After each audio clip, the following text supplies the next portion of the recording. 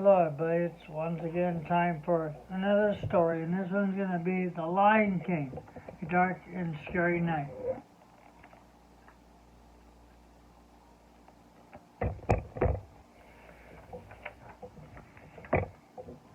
Scar sighed, watching the afternoon sun sinking low in the sky.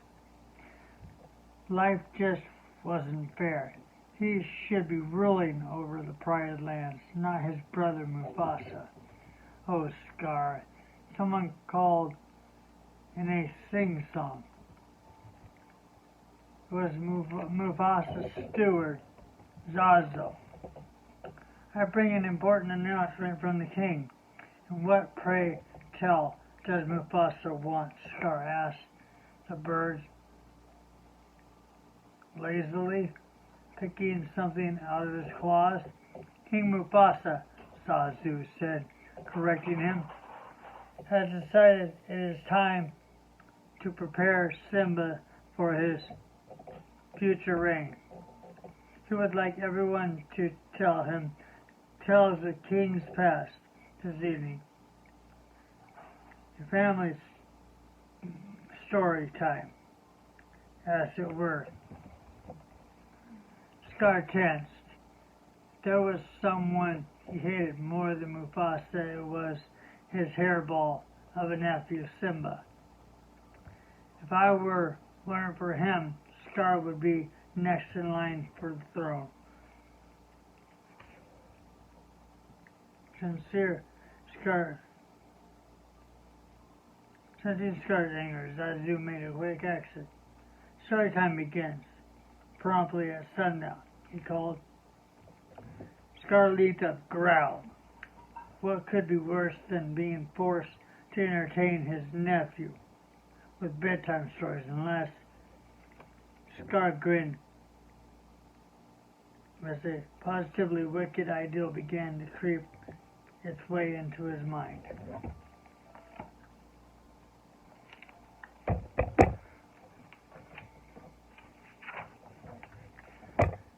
Scar tripped over to the elephant graveyard.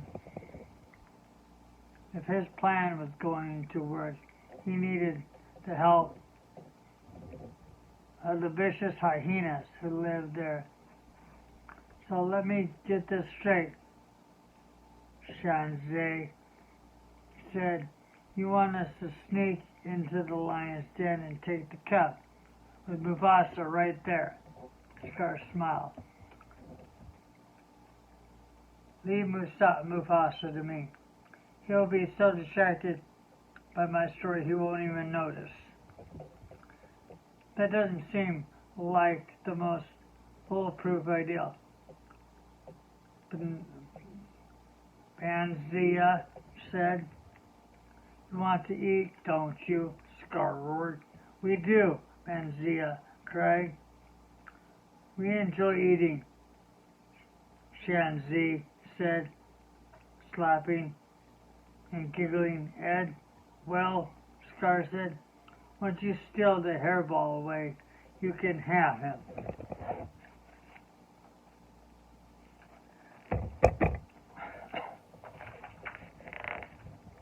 By the time Scar and the three hyenas reached the private land, night had fallen. Now remember, Scar growled, listen closely to my story. I will let you know when and how to strike. Before the hyenas could reply, they heard the sound of voices coming towards them. Go, Scar whispered as he spotted Mufasa and Simba rounding the corner. Scar, Mufasa said, Simba and I were heading up to begin the storytelling. As was I, Scar replied quickly. I think I've got a good tale to tell, too. Simba cocked his head. Is it scary? I want to hear something really scary, not some boring story about old kings. Scar knelt down, an evil glint in his eye. The scariest. Cool, Simba cried.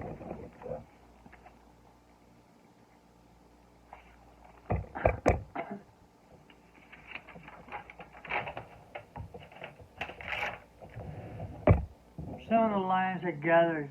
Simba's friends Nala sat beside him. Across from them, Mufasa greeted the pride. Who would like to begin? Mufasa asked. I would be honored to, Zazu started. I'll go first, Scar interrupted, stepping forward. Mufasa looked at his brother in surprise. He said he had a really scary story, Simba whispered to Nala. Very well, Mufasa said. Scar's floor is yours.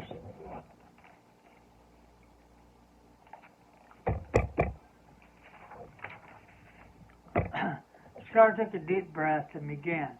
Once upon a time there lived a foolish king with many enemies. Scar glared down at Simba, who was hanging in on his every word. One night the king decided to host a gathering. He invited animals from far and wide. This pleased the king's enemies. They knew the king would be distracted by his guests. This was their chance. The king's enemies invited some mighty elephants to the gathering. The elephants' feet were so large that they kicked up a large mountain of dust. Scar shaded his large paws against the ground, creating a cloud of dust, which made it difficult for the king and his subjects to see. It was a perfect opportunity to take the king without anyone noticing.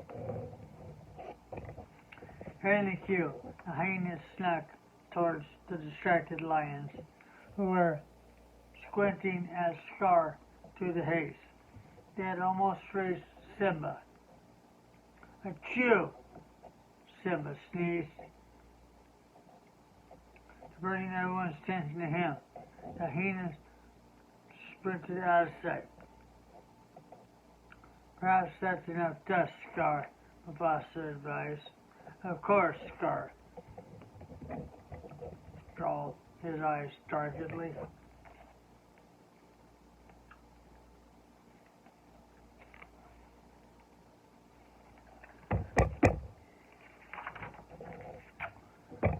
Fortunately, things did not go as planned. Scar continued, but no matter. The king's enemies soon came up with another plan. One night, when everyone was fast asleep, they snuck into the king's den, covered in mud. They were well disguised and blended with the surrounding rocks. When the king woke up, he did not know that his enemies were right with him. He raised his voice pointedly, right there with him, disguised. Is everything all right? Zazu asked. Of course, Scar snapped. He took a deep breath, continued his story as the hyenas looked as though they had rolled around in dirt and dust, inching towards Simba on their stomachs. Suddenly, Mufasa stood. The hyenas gasped at the sight of the mighty lion and made another hasty retreat. Frowning, the king peered through the darkness. I thought I heard something. He sat down again. I apologize, Scar. Yes, well, Scar went on, clearly agitated.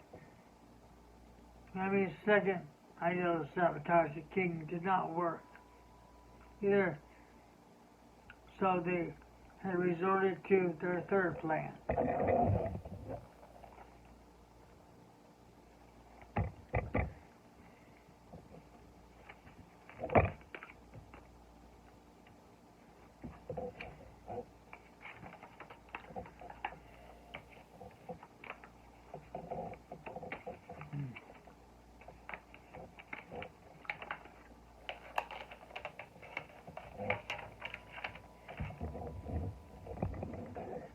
Each day the king stood on his great rock, very similar to this one, and made an announcement to his subjects. This is a very old story, Zazu muttered. And so his enemies gathered at the base of the rock, Scar continued ignoring the bird. They climbed up on one another until they had reached the great heights, until the enemy at the top was just high enough to reach the king's paws. And then Scar paused as the hyenas climbed up to reach space beneath Simba. They pounced on the king, Scar bellowed.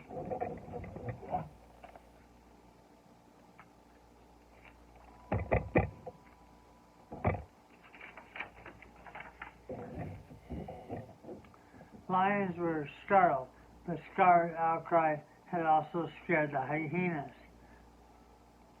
The 3 hyenas tumbled down the face of Pride Rock.